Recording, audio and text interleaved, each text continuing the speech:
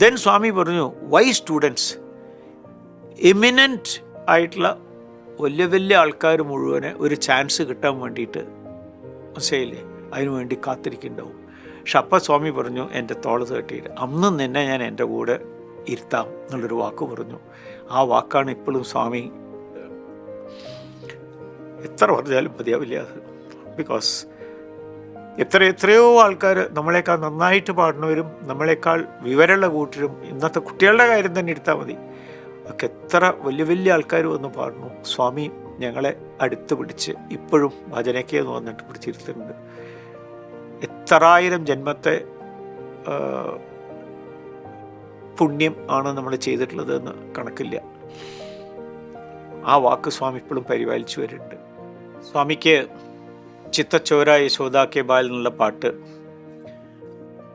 എല്ലാവർക്കും അറിയാം. പിന്നെ സ്വാമിനെ പാടാൻ തുടങ്ങിയത് ചുരുക്കത്തിൽ 100 പ്രാവശ്യത്തിൽ മേലെ ഭജന നടക്കണ സമയത്ത് സ്വാമി പോയിന്റ് ഔട്ട് ചെയ്തിട്ട് ചിത്തച്ചോര എന്ന് പറയും. അങ്ങനെ പറഞ്ഞു ഒരു പോരാ, അത്ര എപ്പോൾ വന്നാലും അതെ ഒരു പ്രാവശ്യം പറയും.